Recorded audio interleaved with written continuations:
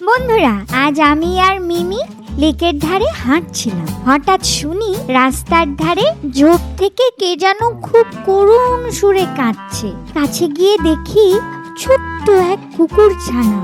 ও খুব ভয় পেয়েছে আর শীতে কাঁপছে, মনে হয় ওর মাকে হারিয়ে ফেলেছে। পিকু কুকুর ছানাটিকে কোলে তুলে নিল। কুকুর ছানাটি পিকুর বুকের কাছে গুটি সুটি মেরে শুয়ে পড়ল। পিকু তার ব্যাগ থেকে ছোট্ট একটা বাটিতে করে মিমির জন্য আনা দুধটুকু কুকুর ছানাটিকে খেতে দিল।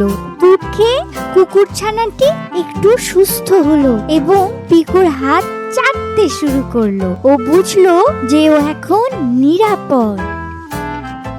বন্ধুরা, আমি কুকুর ছানাটিকে একা ফেলে আসিনি। আমি আর আমার বাবা মিলে ওর আসল বাড়িটা খুঁজে বের করলাম। জানো, ওর মা ওকে না পেয়ে খুব চিন্তায় ছিল।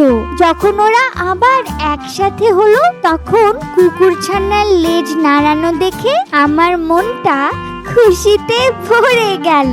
কোনো অসহায় প্রাণীকে সাহায্য করার মতো আনন্দ আর কিচ্ছুতে নেই। জানো বন্ধুরা, তোমরা কি কখনো রাস্তা থেকে কোনো প্রাণীকে খাবার দিয়েছো বা সাহায্য করেছো? ছোট্ট এই প্রাণীদের ভালোবাসা দিতে ভুলো না যেন। আর এমন সব সুন্দর আর ভালো কাজের গল্প দেখতে আমাদের পিকু প্লে এক্ষুনি সাবস্ক্রাইব করো। টাটা।